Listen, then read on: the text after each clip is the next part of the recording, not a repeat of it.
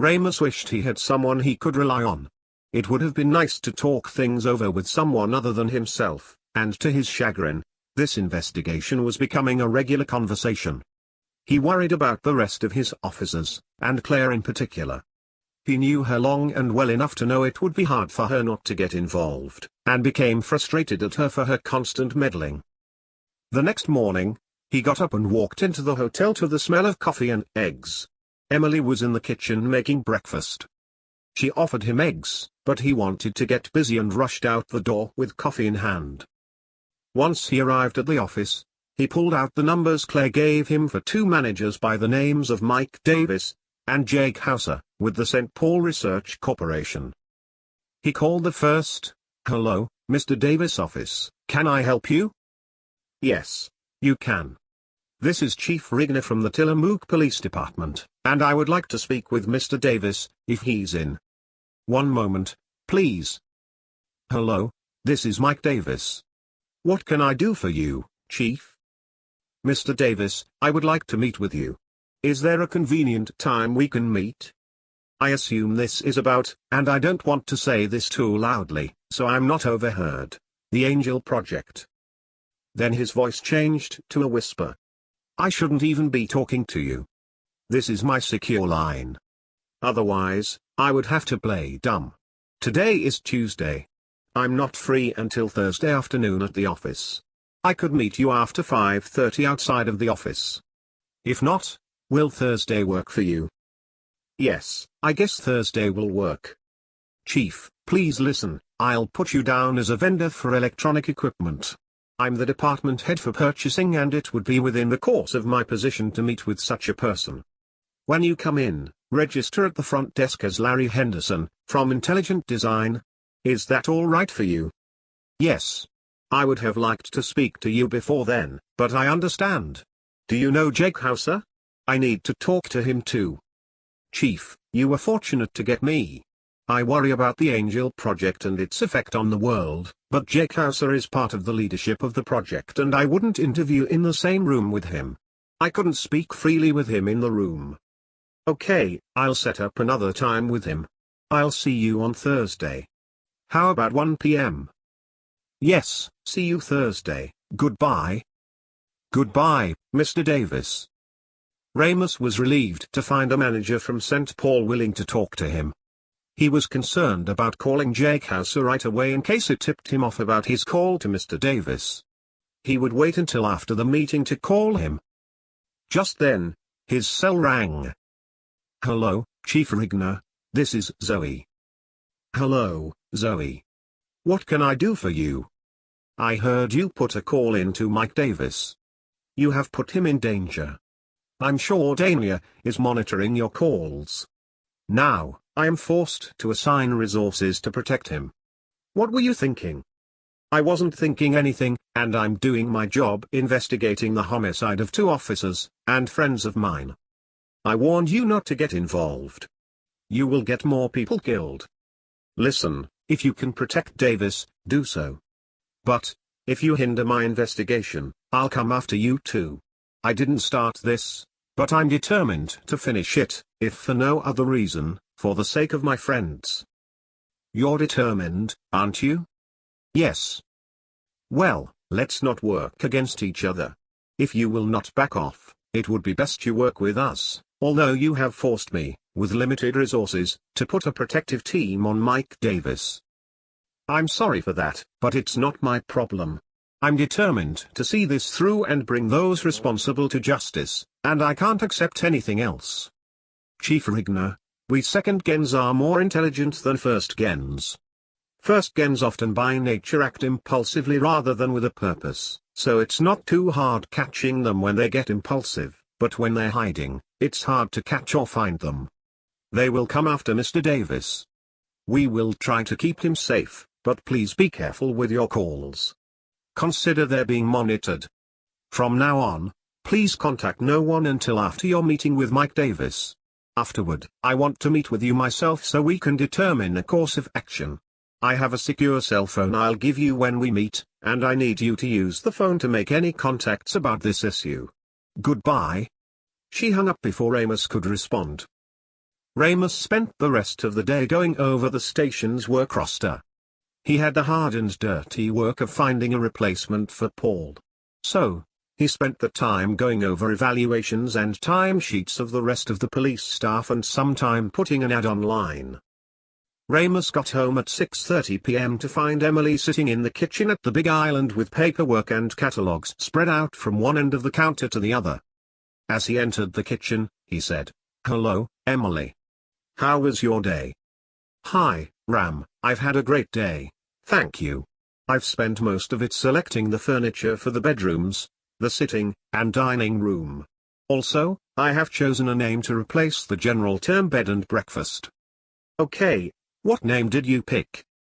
"Serenity Inn." "I don't like that." "Just kidding, I want to call it the Beachcomber. The last business to use the name has closed because of retirement. No one from Astoria to Newport is using it." "That name should work. We can try that."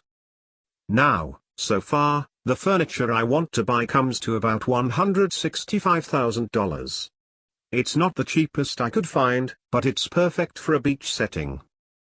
Ramous looked over the furniture and was impressed by her style choices, and he agreed with her on every selection.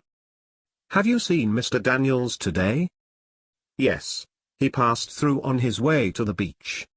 Then, returned to his room and I haven't seen him since." Ramous went upstairs and knocked on Peter's door. "You in there, Peter?" "Yeah, come in." Once Ramous entered, Peter said, "I was watching the news to see if anyone else had a tragic run-in with the St. Paul Corporation, but all seems quiet on the front." "Mr. Daniels, I called the manager with St. Paul today. He isn't too thrilled with them either. We plan to meet in Portland, tomorrow." Ramous spent the next hour talking with Peter. He and Peter were the same age and had several things in common. Ramous thought to himself they would be friends under other circumstances. Ramous asked, "Are you a Christian, Daniel?" "No, I have several Christian friends, but never made the plunge myself. I must admit, I've called on God more than a few times over the last couple weeks, but I'm not." Ramous considered God might have put Peter in this position to call on him. It appeared Peter was being directed along that road. Peter turned out to be an exceptionally intelligent man. So, Ramous confided in him regarding the investigation, mostly because there was no one else to talk with. Also, many of the deductions Peter introduced made perfect sense. Ramous assumed he might make a decent detective, too. When Ramous commented, Peter said he had been a business manager long enough to make reasonable conclusions on many things. It has always been second nature for him. He was upbeat until Ramous mentioned his friends. They both had that in common, and it was causing a bond between them. Later in the evening, they took a walk on the beach. Peter told Ramous about his friends and work. It was dark when they got back to the Beachcomber. They returned to find Emily had prepared dinner for them. "Wait a minute, Emily, I thought you applied for the manager position, not the chef." She was a superb chef and learned to cook while managing hotels in Ireland. "I can wear many hats if needed. You should taste my lasagna." Then, Ramous said, "Since the three of us are in the same room, I need to say something. Peter, you're not to speak of this investigation with Emily. I made the same plea to Emily. It's for your safety and the success of this investigation. Do you understand?" "Yes, Ramous, I already figured that out. Mum is the word. So, Emily, do you play tennis?" "I play tennis, and I'm a fantastic player. I noticed a tennis court at the north end of the property. Should you be ready for a challenge?" Both looked at Ramous to see what he might say. Ramous knew they were teasing him. "Hey, don't look at me, guys. I haven't played tennis since I was a kid. Go for it, and don't forget, Peter, the importance of what I said." "Right, and I get it." On Thursday, Ramous drove into Portland to meet with Mike Davies. Mike's office was in the Lloyd Building on Multnomah Street. Ramous got into town early, so he stopped at the Lloyd Center food court and ordered a hamburger and fries. While he was eating, a heavy-set man took the seat across the table. "Can I help you, sir?" Hello Chief, I'm Mike Davies. When you entered the food court, Zoe called me and told me what you looked like and where to find you. It's better to meet here than my office, believe me. How did she do that? Cameras. The second gens keep track of the surveillance cameras surrounding the St. Paul offices across the street. They are keeping an eye out in case any first gens want to visit us. She disrupted the cameras, observing this area of the food court so we can talk unmolested. They are exceptionally gifted. I guess. Mr. Davies, I'm investigating the murders of 8 people, 2 of whom were officers and friends of mine. I understand St. Paul and the first gens were responsible for those deaths.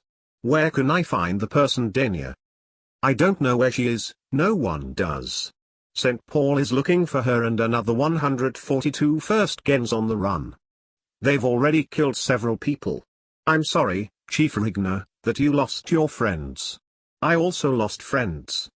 Thomas Minor and Jill Avery were colleagues and good friends of mine. Davies got up and ordered a cup of coffee. He returned and took a hard look at Ramous and said, I blame their deaths on the Angel Project. Other than me mentioning it, you have heard of the Angel Project, right? I haven't heard or found out much of anything regarding the Angel Project. Ramous didn't want to reveal he had the files taken by Thomas Minor. Chief, the Angel Project is a dangerous experiment being conducted by St. Paul. They've been working on it for almost 40 years. It's an unethical and dangerous program. I've been involved with it for about a decade and have learned enough to know if we don't stop it soon, many more people, perhaps more of our friends will die. I don't know who I can trust. I don't know enough to comment on it, but I would like to be kept informed about what anyone, even St. Paul, is doing to reel this problem in. Mr. RIgnor, we sent out the second gens to track them. The first gens are intelligent beings. Einstein would seem like a child to them. But they have a flaw created from a chemical imbalance during their early growth that caused them to be schizophrenic, including bouts of paranoia. Because of that, they often act out in distinct ways, making them stand out in public places. When that happens, we can come in and remove them. So far, we've captured 10 of them because of one bizarre action or another. Now, they have developed this insane idea that all of this was their maternal parents' fault. Was it? Honestly, I don't know, but once they learned we had a list which included the names of the women who aborted them, they decided to kill them all. If they get that list, I assume several hundred people will die thereafter, and there would be nothing we could do to prevent it either, other than putting the second gens on their trail and hope they stop them. It doesn't sound like they're having much success. Thus far, Minor, Halstead, and 2 of my officers, my friends are dead.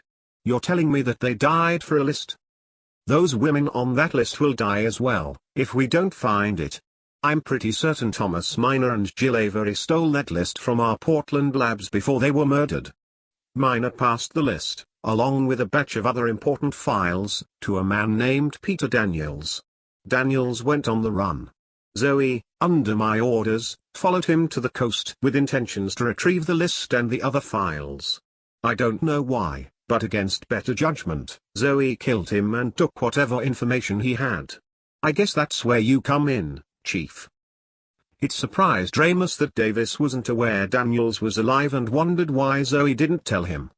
Why wasn't he suggesting that Zoe turn herself in for murder? Why haven't you turned Zoe in for the murder of Daniels? Why are you letting her run around, and what if she kills someone else? I know Zoe quite well. Until I know better, I have to assume that she killed him because she had to.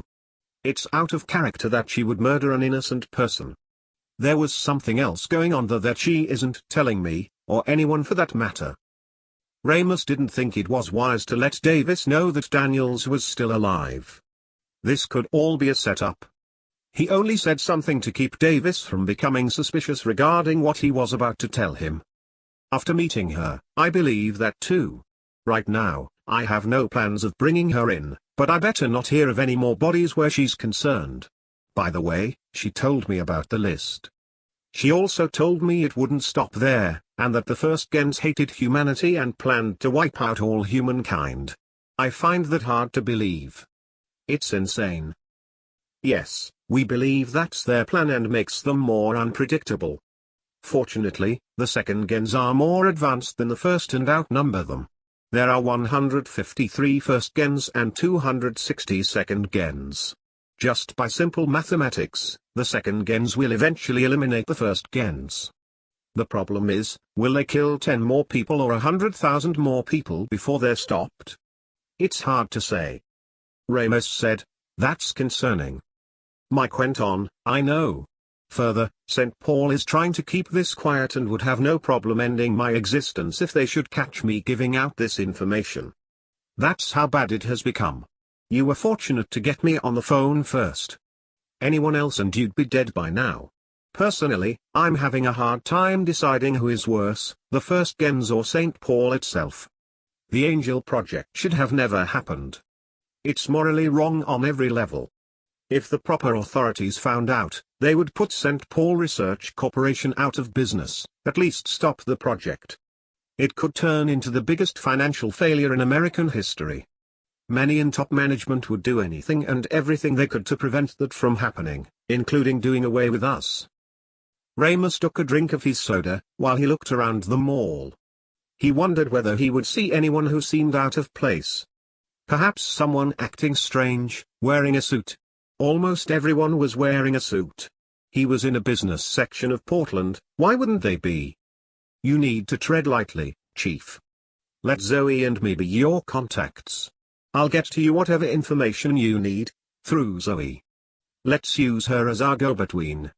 She knows what St. Paul is, and she isn't their friend, but she needs to stop the first gens and then deal with St. Paul afterward.